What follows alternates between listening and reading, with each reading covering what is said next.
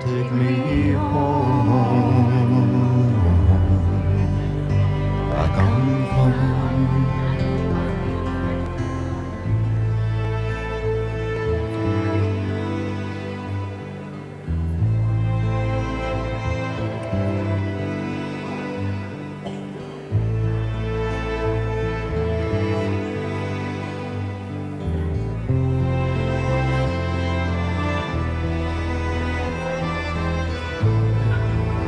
Bhadrakali Bhavani Durga Shama Shiva Datri Swaha Svada Om Jayanti Mangalakali Bhadrakali Bhavani Durga Shama Shiva Datri Swaha Svada Namostute Namostute Swaha Svada. Thank you. Good evening. My name is Laura Plum. I'm Bhava's wife, and it's my great honor and delight to welcome you here this evening. It is such a beautiful gift to be able to share the celebration of the launch of Warrior Pose with all of you. It's because of you, friends, family, students, colleagues, peers, teachers, that this book has come to be. And so really this is a book that we all share. And it's a book whose fruition has come to be thanks to your support, thanks to your help, thanks to sometimes bringing food and leaving it on the front porch, flowers in the back. Thank you for your friendship. And again tonight, thank you so much for your support.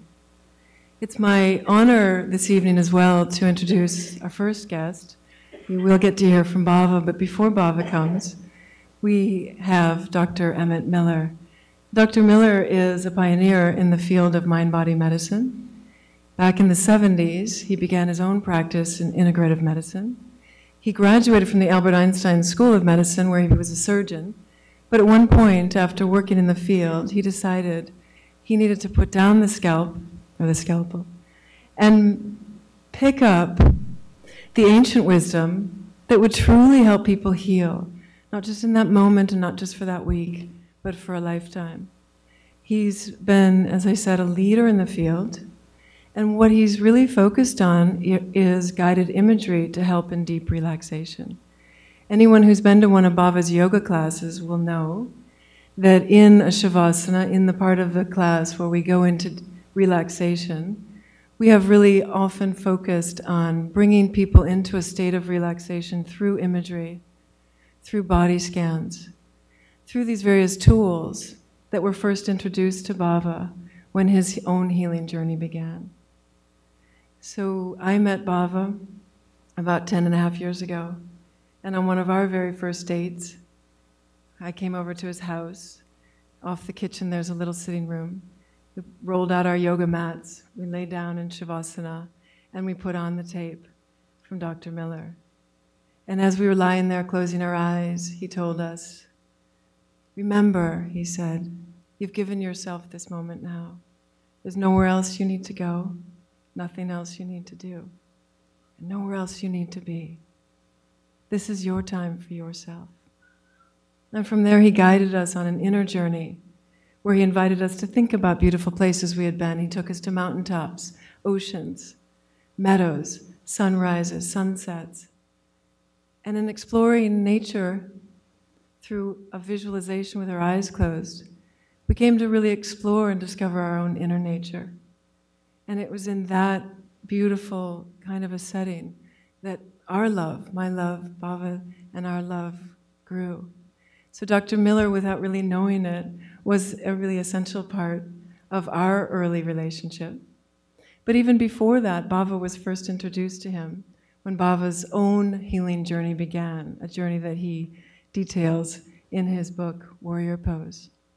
So I do want to let you know that Dr. Emmett Miller, not only is he an acclaimed and esteemed leader in his field, but he and his wife Sandy are two of the nicest people we've been able to host in our lifetimes. We've been very fortunate to have them with us this weekend. They're beautiful, deep, soulful, wise, pure-hearted people. Dr. Miller and Sandy are here. Sandy's in the front in this beautiful blue. They have CDs, those same CDs that I mentioned with that beautiful guided imagery that helps in deep relaxation, that helps with healing, and helps in peak performance. They have them here available in the rotunda afterwards if you're interested. They're also doing a raffle if you didn't hear about that. You can leave your business card and win free 6 CDs. So, final thing about Dr. Miller is he wrote this great book, Deep Healing. Bhava leads a class called Deep Healing Yoga. Our own deep yoga style has, the name itself came from Dr. Miller's book, Deep Healing, The Essence of Mind-Body Medicine. In the exchanges in preparing for this week that Bhava and Dr. Miller had, at the end of one email, Bhava said to Dr. Miller, "Thank you so much for coming. It's truly an honor." He said, "As I think about it, I'm not sure I'd even be alive if it weren't for you. And if you weren't, then I might not have known the greatest love of my life. So I'd like to ask you to help me in welcoming with great gratitude Dr. Emmett Miller."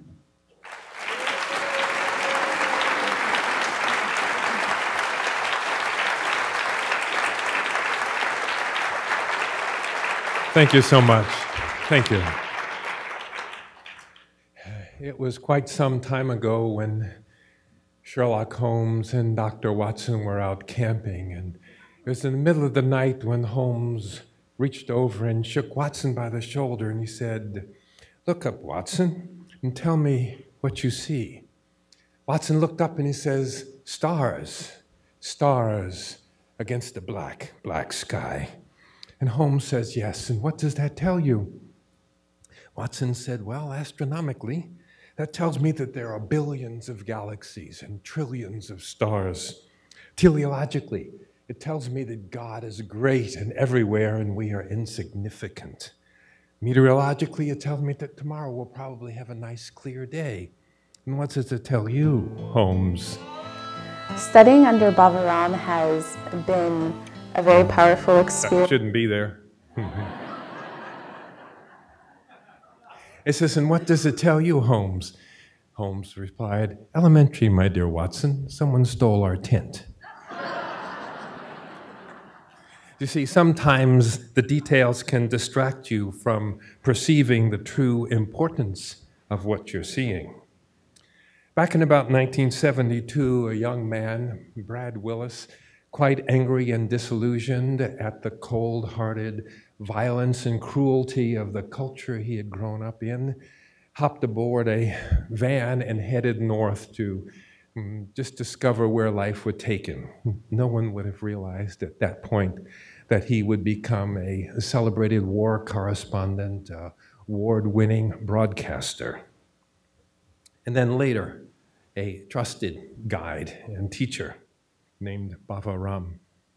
At the same time, another young man, a physician, Emmett Miller, was just publishing his first book, Selective Awareness, to introduce the world to a new science and a new practice, mind-body medicine.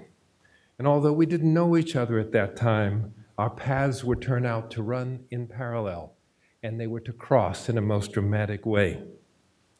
Now, I was an outcast from society because of my racial heritage. I suffered, and I got to see the enormous suffering, much more than mine, of the blacks around me, the Native Americans, and the Holocaust survivors. But I suspect it was my own pain that opened me to really see and understand and feel the suffering of others that were around me.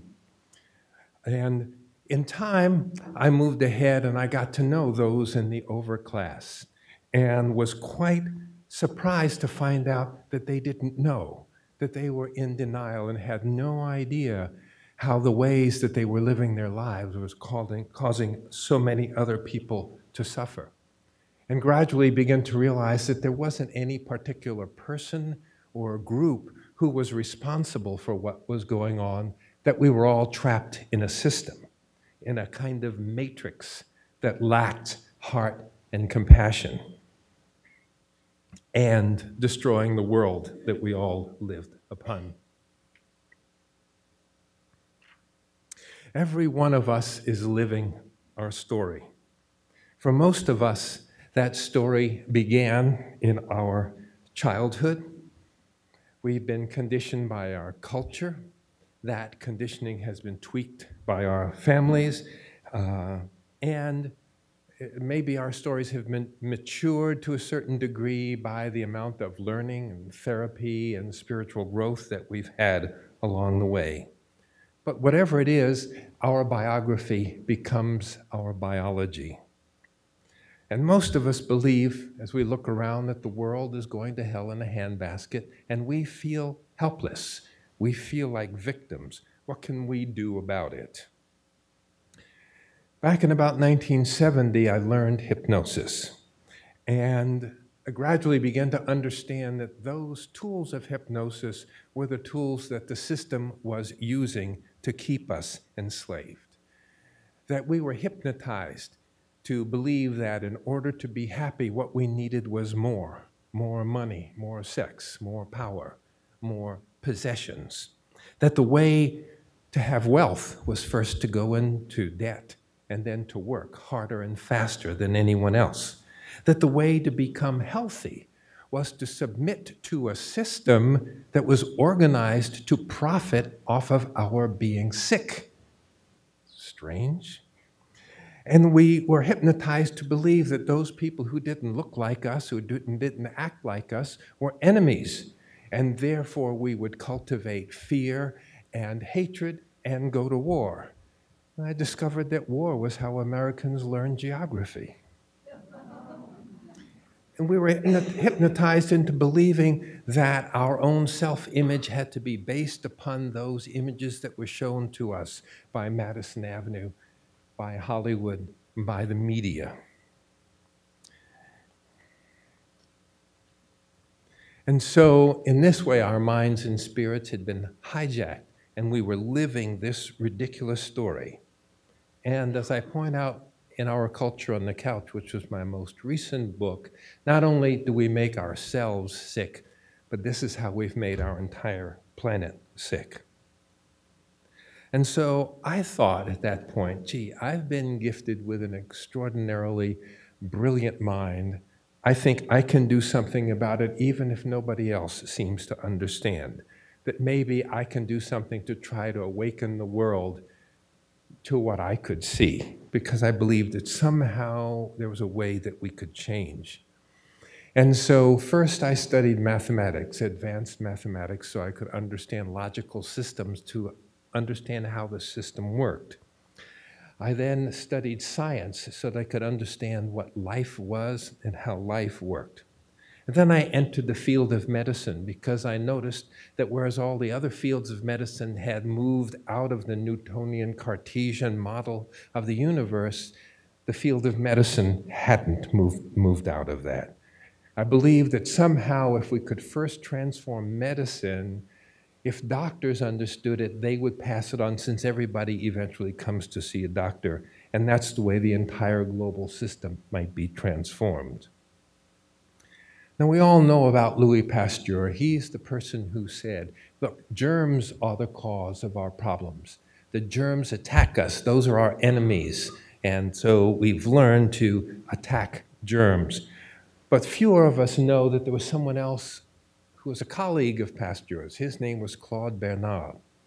He's the man who gave us the word homeostasis, which refers to that inner balance that maintains health. And what Claude Bernard said, perhaps what's more important than the germs are what we call host factors. What are we doing to lose the balance inside that makes our bodies susceptible to the illnesses that we develop? And so as I began the practice of medicine, I discovered that Claude Bernard was probably more correct than Pasteur.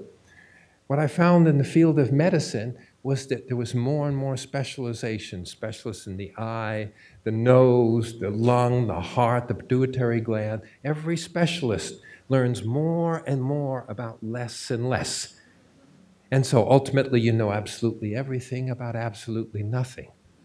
And what I had found in my practice, that my relationship with the patient, and the patient was what was missing, that my relationship with the patient probably had more to do with their healing than all the modern conveniences and medications and surgery that I was bringing to them. That, like Watson, the specialist saw the details but missed the essence of what was going on. I had learned hypnosis back in 1969, and because I had learned computer programming, it immediately struck me as I listened to how hypnosis was performed that it was very similar to how I had learned to program computers, and that in effect, that what we were doing was programming the biocomputer. And it's not that the mind is like a computer, but the digital computer is designed to function very much like an unconscious part of our mind. The second thing that happened at that time, I was teaching down at Esalen Institute, and this is back in the late 60s and the early 70s, and then this is when the first ideas from the East came over. So I was there with Alan Watts, with the new meditation techniques, learning about Buddhism and so forth. And I thought that was fascinating. And so I took these two studies and put them together with what I knew about psychology and physiology and chemistry and neuroscience to create a holistic theory, that of mind-body medicine. And I created this technique for putting all of these together and delivering what I called software for the mind, or guided imagery. And then when audio cassettes were invented, I was ecstatic, because now people could listen to these cassettes and they could train the unconscious part of their mind. If you do it every day like any exercise, you can train your nervous system, and people could train their brain and make themselves well in this way.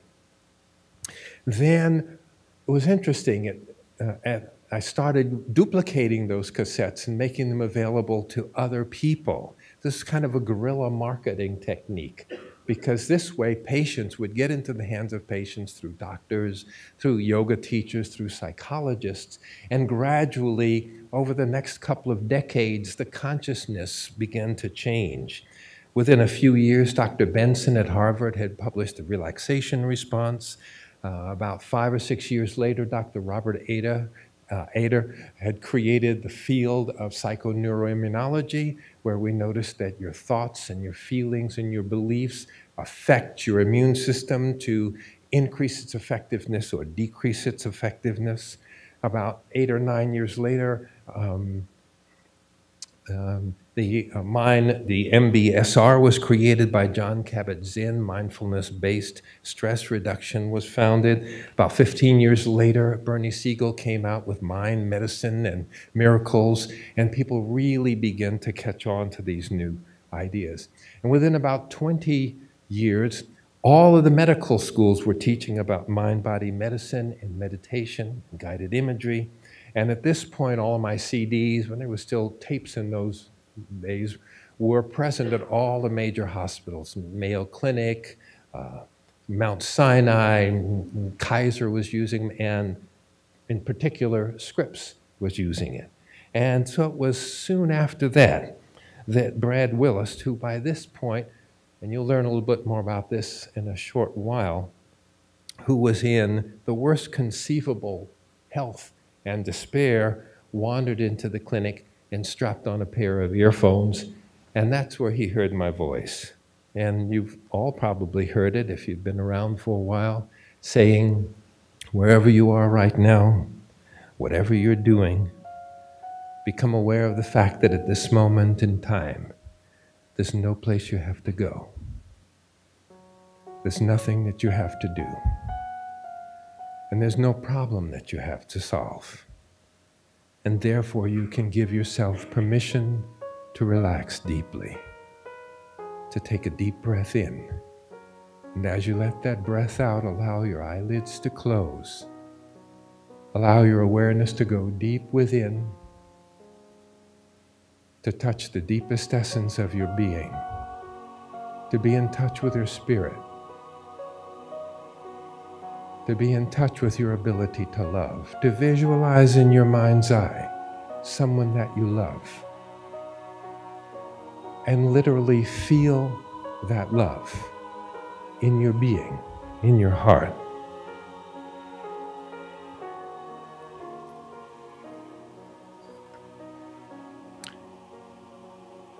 Brad did that, and there was a turning point.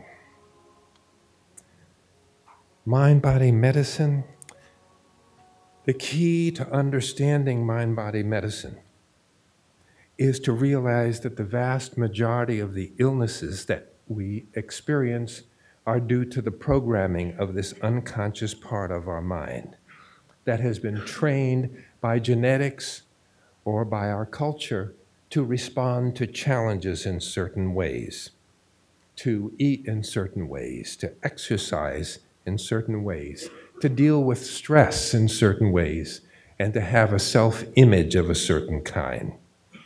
Our system, our culture, does not teach us to appreciate or to communicate with this unconscious part of our mind. We don't even talk about it. Instead, we allow our advertisers, our media, and our government propaganda to dictate to this part of us. And yet now we know that nearly all of our illnesses are either caused by or exacerbated by stress, and those that aren't, the healing from them is slowed down by the presence of stress. Mind-body medicine tells us that when we empty the mind and body of that stress, then we facilitate the healing process. We dissolve the toxic chemicals of stress, and then healing can take place. It's the most natural thing in the world. And then by using mindfulness, or selective awareness as I called it, we can focus the mind, we can create internal congruence, and bring about that serenity and courage that we need. And through meditation, we can make contact with that deeper part of ourselves, that spirit that moves through all things, to be in touch with the wisdom and the love that's at our center. And then, through the use of guided imagery and mental image rehearsal, we can reprogram the behaviors of our minds and bodies and emotions and produce wellness and peak performance.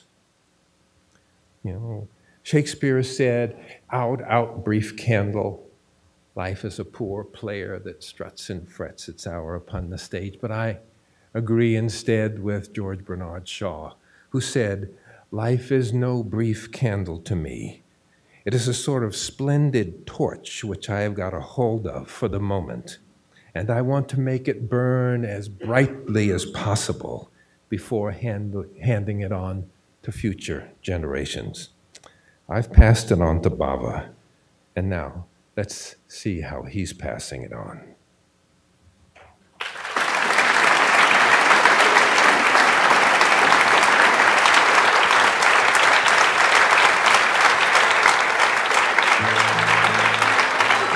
Studying under Bhava Ram has been a very powerful experience. Bhava's been sort of a beacon, an example to me of what it means to live in your truth and live it every day.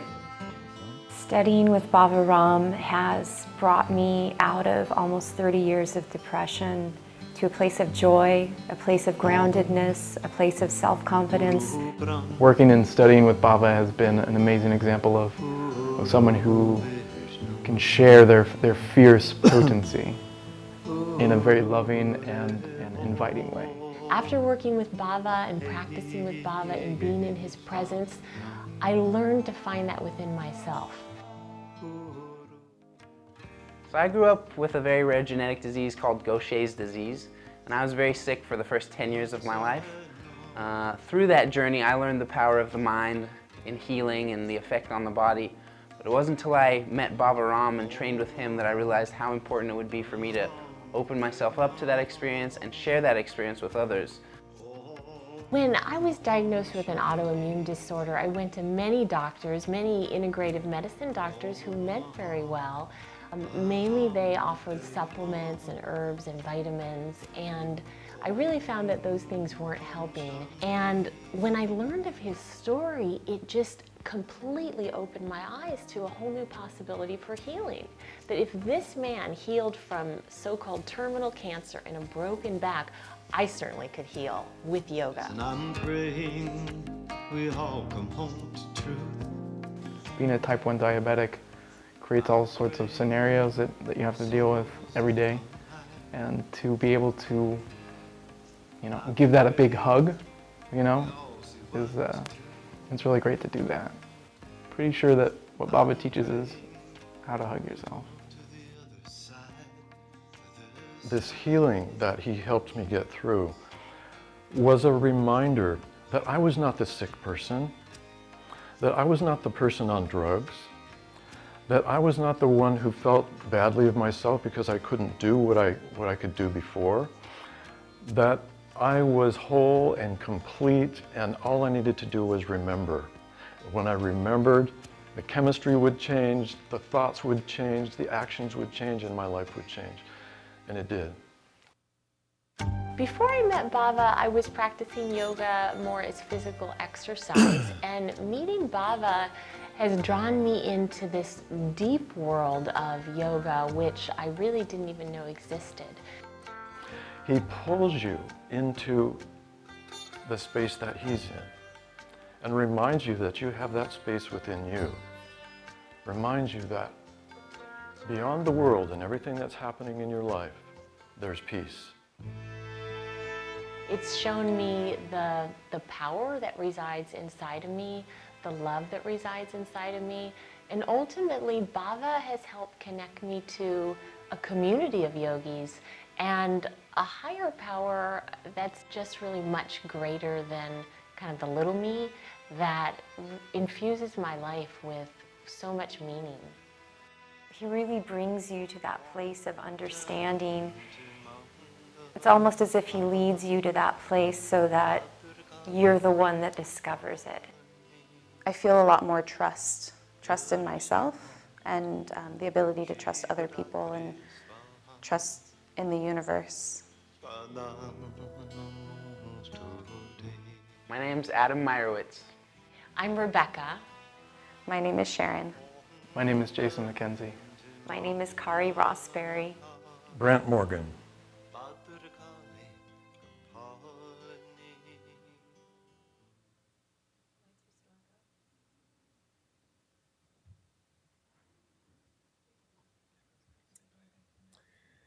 So it is with the greatest gratitude that I have the honor to present to you Bhava Ram.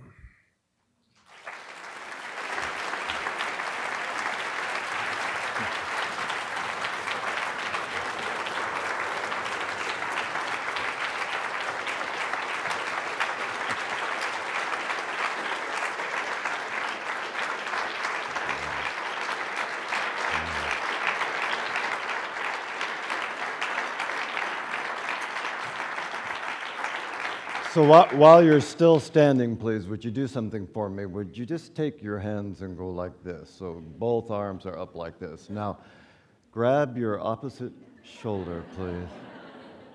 Hug your beautiful self right now. Would you just hug yourself for me? Okay, thank you very much, everybody. Please have a seat.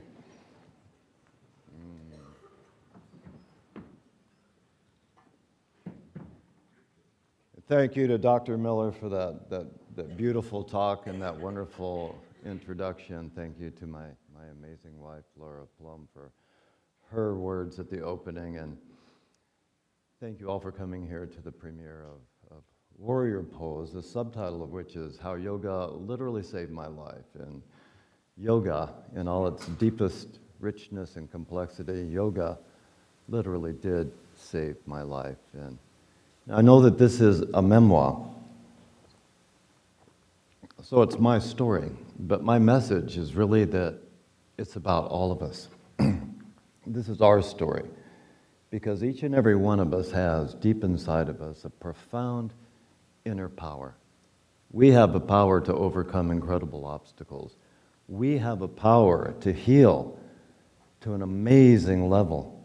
We have a power to grow and to transform and to ultimately manifest our fullest potential. You know, it's a power that we have largely been disenfranchised from, as Dr. Miller spoke about. But believe me, it's there in each and every one of you with absolutely no exceptions. And that ultimately is the message of Warrior Pose. I'd like to start and just share with you a little bit about the book, and I'll read a few excerpts as well. My story starts in 1986 in Afghanistan during the Soviet occupation of that country in a very, very brutal war. I was a broadcast journalist, and journalists were not allowed from the West inside of Afghanistan. The Soviets had actually threatened to kill any that they captured, and they'd made good on that threat on more than one occasion. But I was an alpha male. I'm going to work longer and harder than anybody else in the world. I'm going to go to the front lines, because this career completely identified who I was. And I really knew that I was making a difference, and it gave me a sense of identity. So into Afghanistan I went, up into the mountains with the MUJAHIDEEN, the freedom fighters. That's me, the guy in the middle who looks like he doesn't belong in the group. Around a bunch of these Mujahideen freedom fighters up in the mountains. That's an anti-aircraft artillery piece in front of us. So I spent my time documenting their struggle against this mighty, mighty foe that had invaded their country. And then I went down into the squalid refugee camps. This was the biggest refugee crisis in the world at the time. 15 million people in the country, 5 million were on the borders of Pakistan and Iran. Pouring in more and more every day, people dying as they arrived. Unbelievable war wounds for these people, unbelievable disease and suffering. And that's where I met this beautiful, beautiful boy whose name is Mahmoud. And that begins chapter 1 of Warrior Pose. And so I'd like to read a little bit of that to you. Is that okay? Can I read it? Okay. Mahmoud's eyes mesmerize me. They are deep ebony and plump as a newborn fawn's, and he holds my gaze with such blazing clarity that I feel frozen in time. He's a small and a slender boy, 10, maybe 11 years old. His thick black hair is beginning to show again on his shaved head, and his perfect white teeth glisten as he softly smiles. But his quivering body is bright red, covered with third-degree burns. Large patches of skin have peeled away from his torso, which is now covered with open sores. He's lying on his side in a partial fetal position on the top of a thin mattress on a rusty metal bed. Blood-stained gauze is wrapped around his ribs, both arms, and his left thigh. It hurts just to look at him, and I can't imagine his pain. The rest of Mahmoud's burned body, too tender and wounded to touch, is exposed to the dank air of the refugee hospital. It's close to 100 degrees outside as the midday sun bakes the arid ground on the desolate border of Pakistan and Afghanistan. The hospital has no ventilation or cooling system, so the heat is stifling, the air almost too thick to breathe, and it smells like a butcher shop filled with spoiling meat. "How did this happen to you?" I asked Mahmoud through my interpreter. He can barely whisper his response, and his body seems to quiver even more as he recalls what happened. "I was just playing outdoors all by myself," he says, and closing his eyes, fighting back tears. "Then the jets came, everything exploded, and I was on fire." And I know that we've done things like this to one another throughout all time. Knowing it is one thing, witnessing it is something else. It touches you in places that you never knew existed.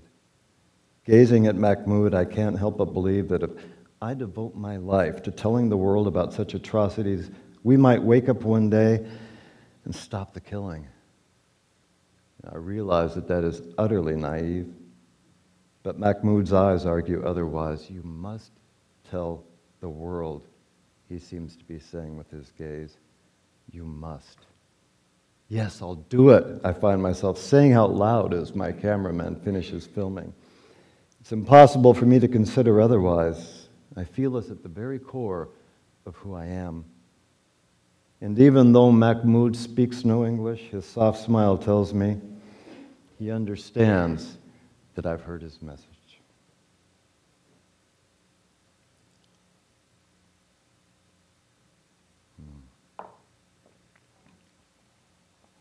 After covering that story, I took what was for me a very rare vacation. We actually aired our reports and were able to ultimately airlift some Afghanistan children back to New England for medical treatment of their wounds. And so my career was really fulfilled, and it was taking off at this time, and I was feeling I was making this tremendous contribution to the world. But I needed a little break, especially after a war zone. So I went to this little island down in the Bahamas called Elbow Key in the Abacos Islands. It had no automobiles, no roads. You could only get around by boat or by walking, and I had 7 glorious days. And then on the final night, this dark cloud came in on the horizon. I was in a little house in a wooded area all by itself facing the ocean. The windows started to do this and flex with this big storm that was coming in. The rain was pelting down, and I had this vision of the windows bursting open in a miserable time. So I battened down all the storm windows. Just before nightfall, I became completely soaked and went into the bedroom to get dry and to go to sleep. And up in one corner in a vaulted ceiling, there was one little window, and it was screaming like a banshee. And it really wasn't important, but you know, it's that type A thing, and I had to go up and get that window. I balanced on a little ledge, a little wainscoting on the wall, and I reached up, and I grabbed these handles that were corroded from the salt air, and I twisted them hard, and they broke, and down I fell, boom, right onto the base of my spine on the hardwood floor. I didn't feel a thing. I think I was in shock. But I thought I was going to die because I couldn't breathe in. It felt like an eternity, trying to take an in-breath. And then finally the breath came.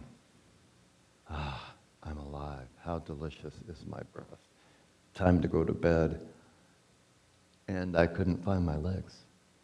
It's like, you know, when you hit a funny bone and you can't move your arm. I couldn't find my legs. It took another 10 to 15 minutes. Finally, I crawled into bed and passed out. And woke up the next morning, getting ready to go back to my career. And I was in unbelievable pain. My whole back was on fire. But again, I'm going to work longer and harder than anybody else. I just got up, got back to the United States, and began to push forward. But now I had this chronic pain in my body all the time. I did get an X-ray, and they determined that the pedicle, that's the little flange on your vertebra, in my very lowest vertebra on the left side, it had cracked like a hairline fracture in that fall, and the doctor recommended a surgery. That wasn't going to happen. I couldn't leave my career. I couldn't leave this sense that if I don't keep pushing forward, I won't make it. Somehow I'll fall behind. And as a journalist, I had interviewed people who had had failed back surgeries and were in wheelchairs, and that wasn't for me. So I took to prescription drugs, ibuprofen and Valium to relax my muscles and ease the inflammation, and at the same time I was drinking like a good foreign correspondent, all to get away from this pain. And I pushed ahead for 7 years.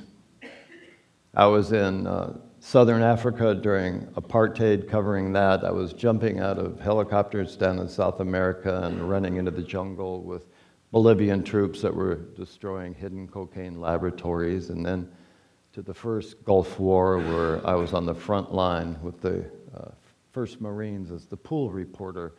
And we were basically in all the fighting, at the front lines of all the fighting in the Gulf War. And after that, up to northern Iraq for the Kurdish refugee crisis. Saddam was pushed out of Kuwait. He went north almost to the Turkish border to quell an uprising by the indigenous Kurdish people. And then again, more refugee camps, incredible suffering. And there were times during these 7 years that, I felt better, that my back felt like it was healed, and I thought, finally, I've made it. And then a little monster would come and just bite into my lower back again and say, no, you haven't. And sometimes the monster got big and said, I'm completely in control of you, and the pain shot down my arms and my legs. But I would look at these people that I was covering as a journalist, and I would think, who am I to complain about a little pain in my back in the face of this massive suffering? So I just gritted my teeth, drank a little more, chewed a few more pills, and I pushed on. NBC put me in charge of all of Asia after that, which was an amazing dream come true. This is actually the view from my home on the peak in Hong Kong. So now I'm flying to Japan and to China and Vietnam and North Korea and beyond, and working longer and longer hours. And at the same time, that pain is growing. So my career is going this way. My mental and my physical health are going this way, in the opposite direction. And then came 1993, Manila, Philippines, down there covering a story, sitting on a chair with my editor in our hotel looking at videotape, and something popped in my back. And I fell down to the floor. I curled up in a fetal position, and I started howling like a feral cat.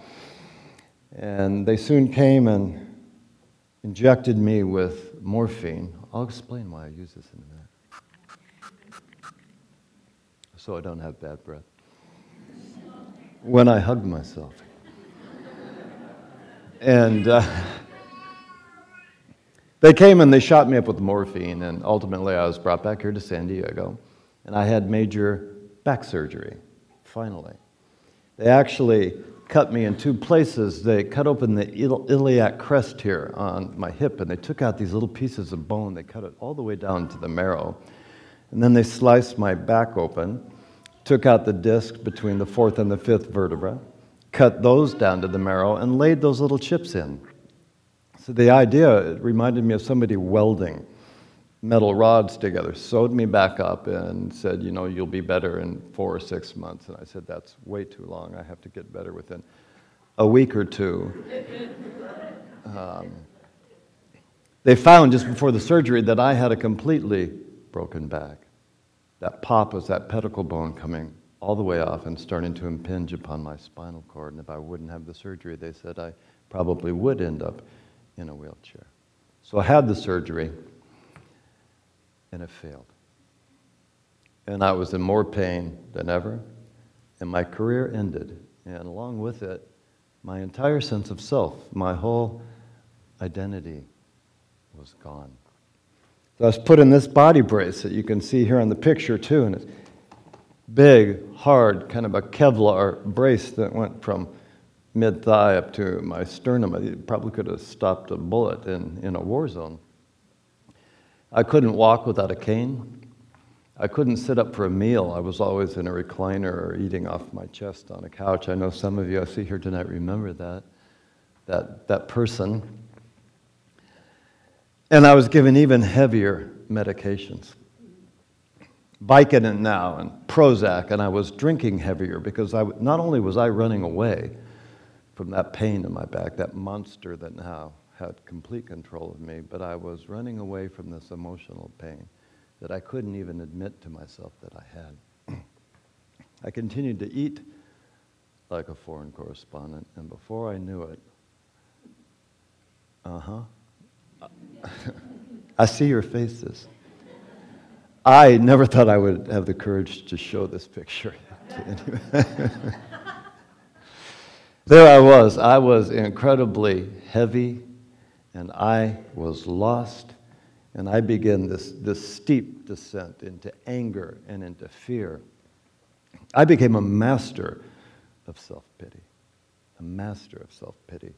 and depression. And if you asked me about any of those things, you would feel my anger, and you would feel my self-pity because I was in complete denial. And this went on for a few years, and I was going further and further down into this abyss. And then something happened. December of 1997, my little boy, my only child, Morgan, was born. And finally I thought, well, I have an identity again. You know, I'm a daddy. It doesn't matter if I can ever kick a ball or carry him on my shoulders. I'm a daddy. I have a reason to live. Something lit up inside of me that had been extinguished. And 3 months later, I was diagnosed with stage 4 cancer and told I wouldn't live for 2 years, that I should put my affairs in order.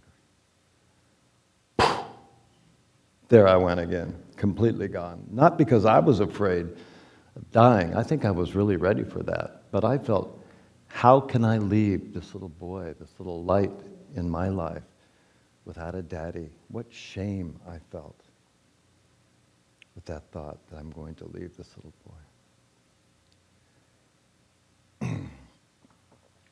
I found out that that cancer started in my throat. It was caused by depleted uranium, actually used by the United States in the Persian Gulf War to pierce Iraqi tanks. I put a red circle there around where one such shell pierced an Iraqi tank. Okay, I'm the person taking that photograph. And I saw many tanks like that. I stuck my head in while they were still hot as ovens, and they were filled with scorched bodies, and I breathed in these white fumes. And so it started this cancer in my throat, and it had metastasized into my lymphatic system, stage 4, which is the most advanced stage of cancer, many of you may know. So they gave me radiation, not to cure me, because you would have had to radiate my lymphatic system, which would have killed the whole organism called Brad Willis, along with the cancer.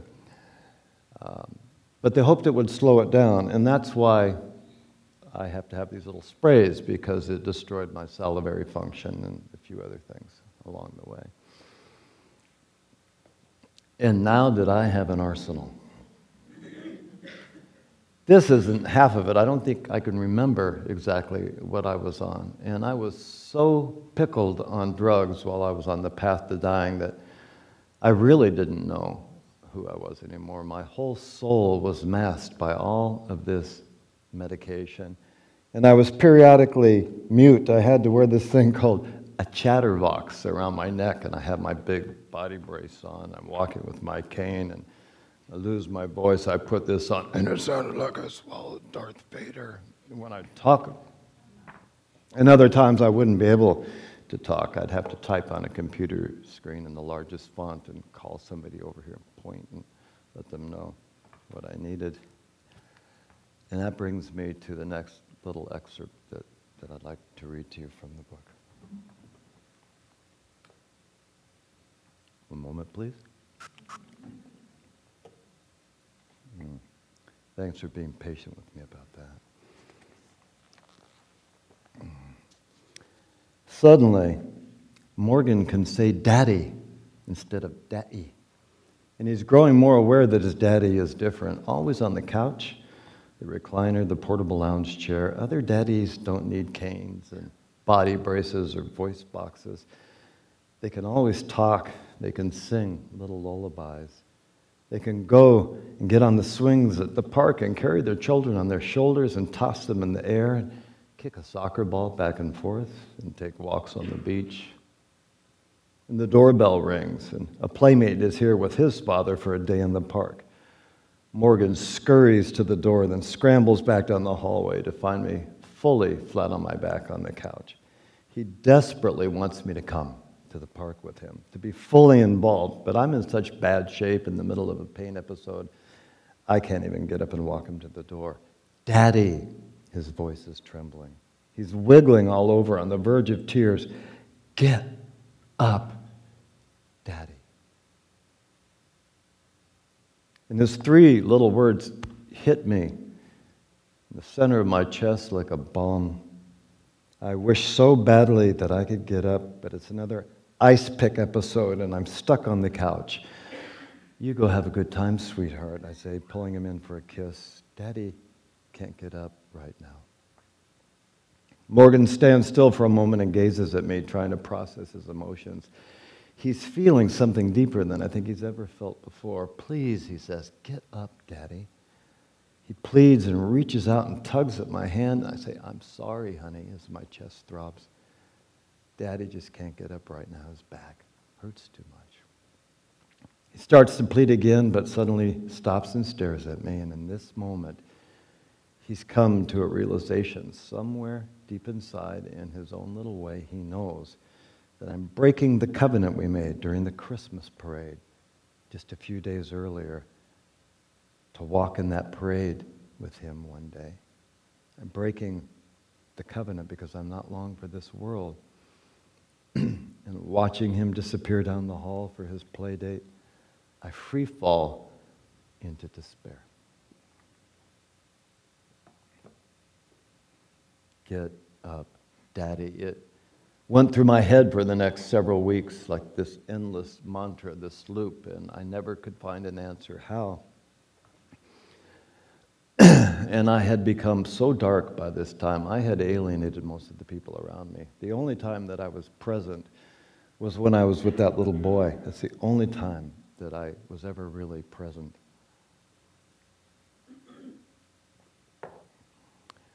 And so at the urging and the insistence of my incredible family, I checked into a detox center at SCRIPPS Hospital in La Jolla. My thinking was, I can't get up. I'm dying from cancer. I have a broken back. But I've become the monster that once lived in my back. I've become that monster. And at least I can get off all of these drugs and find some kind of clarity in my life. And one day someone will say, when my son is older and he's capable of understanding, Morgan, your daddy, he died with dignity. He died with dignity. He did his best to get up, Daddy. And after I detoxed 7 nights, cold turkey in that hospital, I can report to you as a former journalist that the demons in Dante's Inferno, they're the real deal. I'm not kidding. You might think it's funny. They came and tore at my flesh night and day for 7 days as I went through 14 years of withdrawals from heavy, heavy prescription medications. Coming out of that circumstance, I didn't know where to turn next, what to do when the doctors came to me and said they just started this experimental pain clinic, something about ancient Eastern healing modalities and modern Western holistic. I'm in. I didn't even understand what they meant, what this was about. I'm in. I had nowhere else to go, as Dr. Emmett Miller would say. I had nothing else to do. I was all in. So I checked into a nearby hotel and began at the pain center. And the very first thing I did was go into a room called BIOFEEDBAck. I didn't know what that was. And they hooked me up with these electrodes to monitor my heart rate and my brain waves and my galvanic skin temperature and my blood pressure and so forth. And that beautiful voice that you heard tonight came on with that beautiful music that you heard tonight and gave me permission to let go. And I don't think I'd ever let go in my life before. And that voice also gave me permission to hold on to something that I didn't know existed. It gave me permission to take charge of my own healing journey. When it was over, I said to the technician, "Who was that?" Of course, you all know Dr. Emmett Miller. And he wrote a book called Deep Healing. And I immediately went back to my hotel, had the concierge FedEx it overnight, and I just consumed this book as quickly as I could. And it had all these incredible practices and all of this profound mind-body wisdom I'd never been exposed to before. And there was one chapter there early on that I thought Dr. Miller really wrote to me. I thought he was speaking to me when he said, you need to step up. You need to stop being the victim and stop feeling sorry for yourself. And you need to move forward in your life and take charge. And I said, how did he know who I was? I mean, how did he catch me? And he wrote it in a book. before I even met him. So I started doing these practices. I'd been at the pain center for about a month now, and I was energized and intrigued and entranced by this. And down the hall, there was this yoga room in the pain center. And I had never done yoga. Back in the 60s and 70s when it was popular, I was too busy to do something like that. But suddenly I was intrigued and I was drawn there. And finally, the moment came when I was told that would be my next therapy. Can I read you another little excerpt? Do you mind if I have a little ibuprofen and Valium and Prozac for you?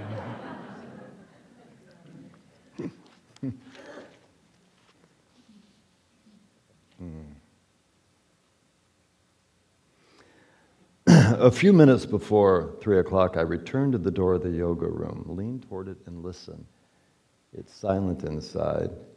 No one answers my timid knock, and I softly turn the door handle. It's unlocked, and as I open the door, I see a pile of thick wool blankets on the floor near a low wooden table with a few candles on it. There's a small stack of light blue rubber blocks near the wall and some straps like the ones I've seen in the physical therapy room at the pain center. The harsh fluorescent lights are off, and the room is bathed in a soft, natural sunlight. The windows are open, and a warm breeze carrying the scent of spring blossoms is flowing through the air.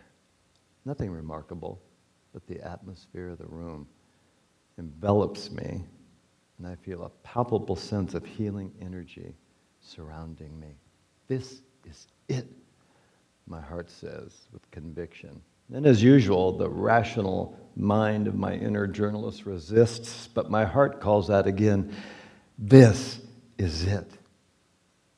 From nowhere, the instructor floats in, offers me a wide smile. Welcome to yoga, she says, with a thick Eastern European accent. My name is Savita. I immediately feel a deep sense of trust and kinship, like our distant ancestors were once in the same tribe. I've reviewed your chart, and I'm sorry you have to live with so much pain, Savita says softly, still smiling as she gently lays a few blankets out near a wall. We'll begin very slowly and stick to basics. Have you ever done yoga before? No, never, I say, slowly, feeling calm and grounded in her presence, but I'll give it my best try. Wonderful, she says. But the less you try, the further you'll get.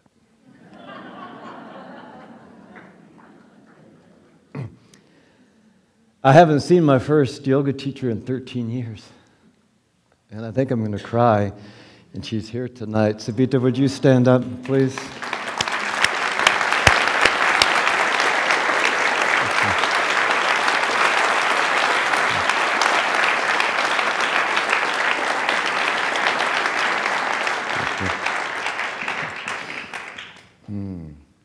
You look younger. Then the pain center closed. Just when I thought I had it, it closed. The insurance companies wouldn't reimburse the hospital for the treatments because it was out of the mainstream. I knew a few of the patients there, and they despaired. One of them even committed suicide.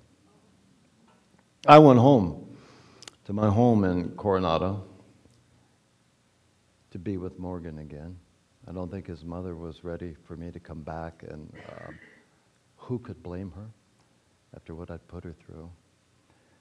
I took a room and I built it into what I called my Himalayan cave, because by this time I had, just like with Dr. Miller's book, I had rushed back to the hotel and ordered all these books on yoga, and I learned about this ancient mind-body wisdom, the world's first integrative medicine, and it all resonated with me, and it was just the same as what Dr. Miller was teaching in a more westernized way. So the ancient sages did their meditations in Himalayan caves, and I knew I was never going to be a sage.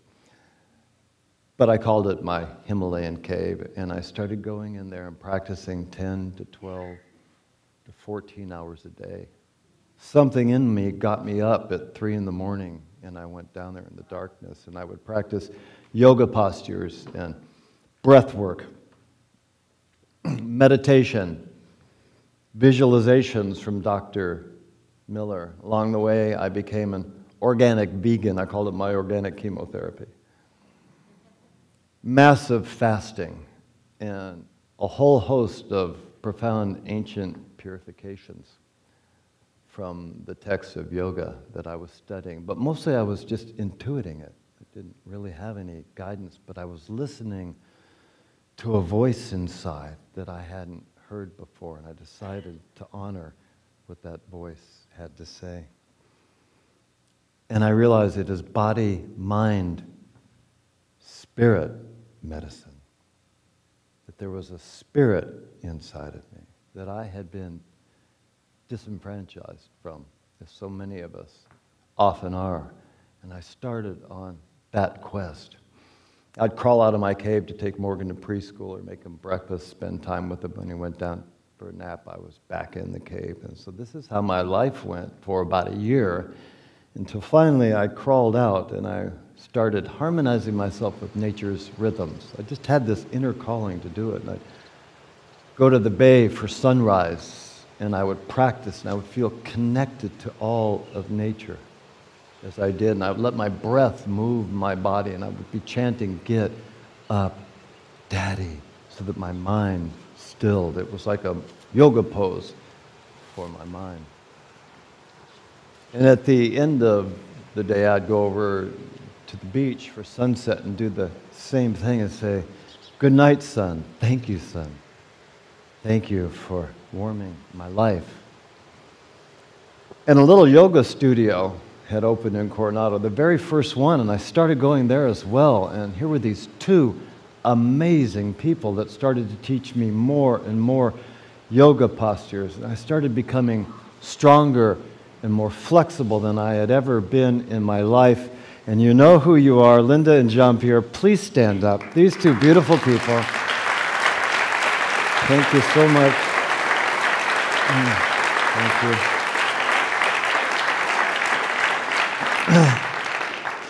You were such a part of my journey, and I am so grateful you helped me take it forward all the more. And it got tough sometimes. Pain came back sometimes. I started thinking, oh, my throat is sore again. There are lumps. Am I going to die? And sometimes at 3 in the morning, I wouldn't feel that calling to get up. I'd feel a calling to pull the covers over my head. And I'd just say, "Get up, Daddy. Get up, Daddy. Get up, Daddy," to sustain me. And 2 years later, I was 85 pounds lighter, and I was pain-free, and I was cancer-free.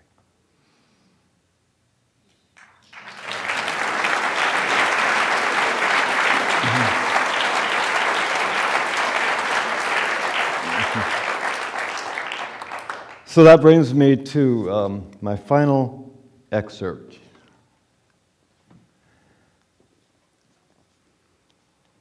This happens every year. Thousands of visitors have flooded into Coronado for the parade. 2 years ago, I was on the curb watching the parade from my recliner, strapped into my clamshell brace, drinking a stout beer, pickled on drugs, crippled and dying. And Morgan was snuggled up on my lap, giving me a play-by-play on all the floats and the marching bands. I have to get this picture up. I remember it as if it were yesterday. I remember it as if it were yesterday, how he held me so tightly and pleaded with me to march with him in the next Christmas parade. I'd been diagnosed with cancer and was certain this would be the last Christmas with my son. It broke my heart when I promised him that, yes, I'll march with you in the parade. I felt like a liar. I felt like a failure in a hopeless case. Little did I know at that time that my son would soon make another request of me. It was just a few weeks later that he said, "Get up, Daddy." And that was the catalyst for this journey. The one thing that gave me the strength to persevere, because without this bond between father and son, I know that deep in my heart, I never would have pulled through. Last year, I was well enough to watch the parade with Morgan, of course, but not yet strong enough to join him.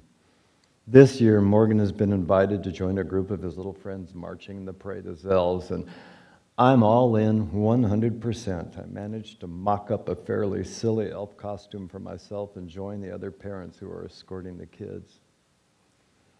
We arrive at the beginning of the parade route. The marching bands, karate club, cheerleaders, sports teams, and even the garbage trucks are all in the queue again, with Santa on the large red fire truck bringing up the rear. And I look down the long, wide street and see the throngs of holiday revelers as an instrumental version of Joy to the World blares from a nearby loudspeaker.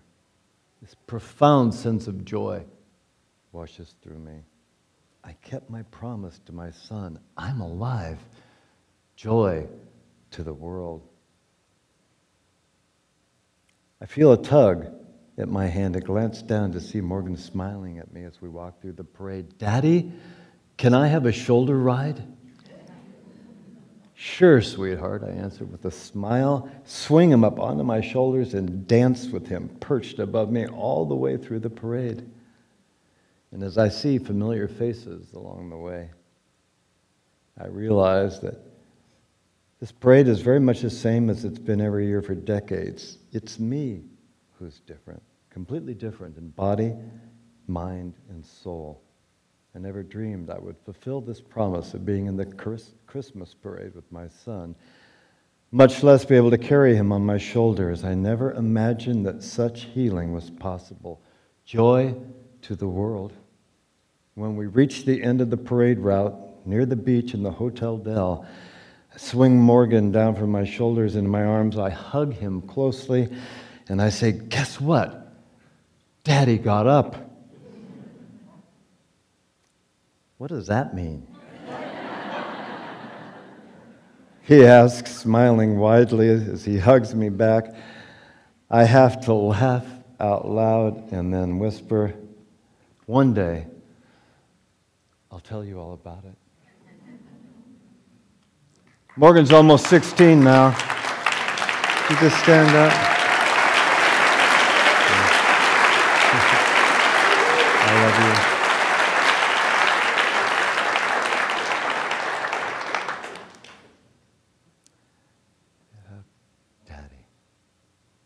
So what have I learned? As I said in the beginning, I've learned that we all have this power inside of us, no matter what, to maximize whatever our healing potential happens to be. We all have this power within us to grow and to manifest our fullest potential. And it's true no matter what you may have believed in the past. Each and every one of you, you have that power. I've also learned that it really is a universe, a single song. You know, that we're all in this together. We're all in this together. And I've also learned, or I was told by that deepest place inside my heart, that when you have the privilege of being given that light, connected to that inner light that helps you crawl out of your own darkness, there's something in you that wants to hold that light up humbly and as best as you can so that you can help others find their way. And that's why we created Deep Yoga. Because I believe, as I've said, if I can do it, if someone as broken and lost as I was can do it, don't fool yourself. Anyone can. So Deep Yoga is all about owning your power and living your truth. And you know, we've been so blessed, Laura and I, to have the opportunity to share Deep Yoga at Ginseng Yoga Studio in South Park. We've had the opportunity to meet so many amazing students and to do yoga teacher trainings and to do what we call mastery of life trainings with people. And it was Brad and Cindy Bennett, the owners of Ginseng, that opened their arms to us and allowed us to establish the Deep Yoga School of Healing Arts and allowed us to help the hundreds and hundreds of wonderful people that we've had the privilege of serving over the past 8 years. Brad and Cindy, would you stand up?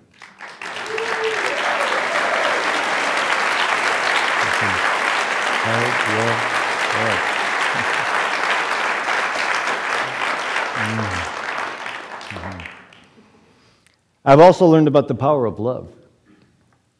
In the refugee hospital that I was in 1986, there were all of these war-wounded Afghans. And in another sector, there were Pakistani mercenaries who were fighting just for money in the country. And at the bedside of every Pakistani mercenary, there was no one. At the bedside of every Afghan, there was a loved one. 24 hours a day, they slept in the chair. And they were pulling on their mala beads and saying prayers and just being present with those people and giving them love. And the doctor at that hospital that I did an interview with this, a Pakistani doctor when I was there, he said, I don't understand this. These people heal, these people die. They have the same wounds. And it wasn't until years later in my cave that something was awakening in me that I realized what it was, that I realized that it was the power of love. And of course, it was the power of love that helped lift me up and helped me to find that strength to change my life.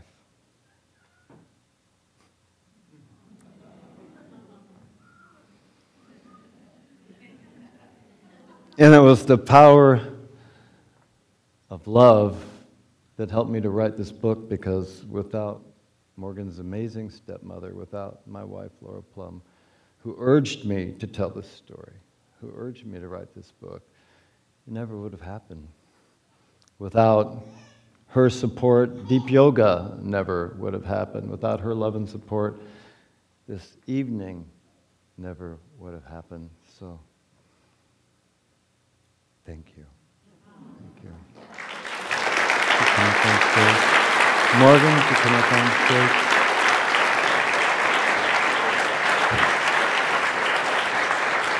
I love you. I love you.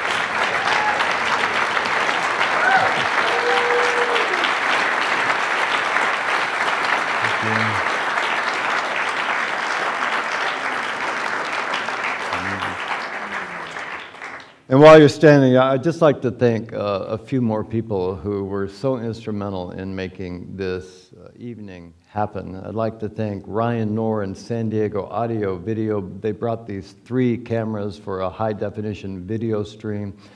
And Gregg Masters of Zanate Media, who I just met a few weeks ago when I was speaking at an oncology conference at UCSD, an amazing man who said, I'll live stream this for you. And he's here and he's broadcasting this out across the country and to any place in the world where they allow them internet access. I want to thank the 2 charities that are co-sponsors of the event. First, there's Outdoor Outreach, and Yvonne Hunt is representing them. Raise a hand, Yvonne, if you're here. Okay. Thank you so much for being here. Outdoor Outreach does incredible work with kids in San Diego area and beyond who oftentimes are homeless or in gangs. A lot of them are now going to college. Just amazing people. And the other charity, Kids Included Together, that helps kids facing disabilities integrate their lives and mainstream their lives nationally. And the executive director, my good friend, Tori Dunlop, is here. Thank you so much.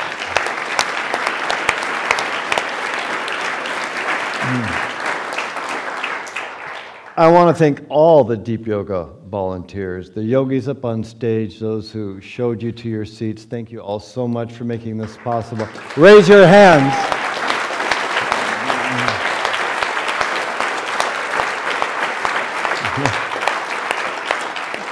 Give yourself a hug. And all of those of you who were in the video, that really touched my heart. I see my beautiful brother Brant standing there, all 8 feet of you. Thank you so much. Thank all of you. Thank you, Adam. Thank you, Rebecca, so much. Thank you, Sharon. Thank you, Jason. Jason, who said, I think, Baba teaches hug yourself, is the one who made that video as well. So thank you. Jason, where are you behind the camera? Thank you, Jason. Randy Spakoki, who has been our guest coordinator, who's there in the back. I want to thank you so very much. Randy, please raise your hand. Let us see you.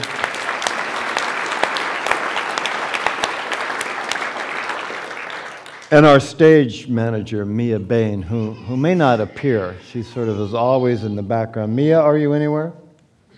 Well, we love you anyway, wherever you are.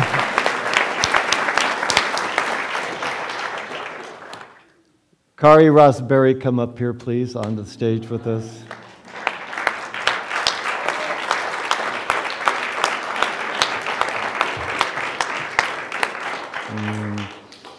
Kari is the glue that holds Deep Yoga together.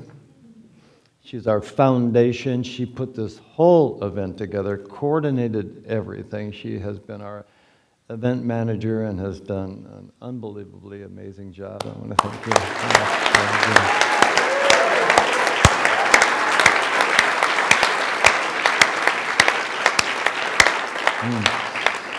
And so now, if you just will look around a little bit and have a feeling of gratitude for all the people who have joined you here tonight, because it really is a universe, it really is a single song. We really are all in this together, and I want you to give yourselves a hand, please.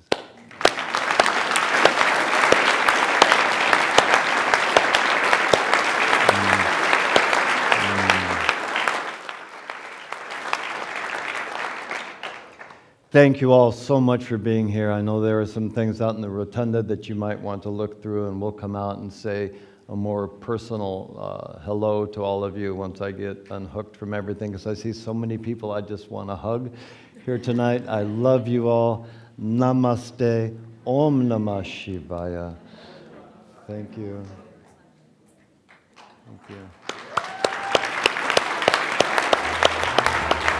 Your hug.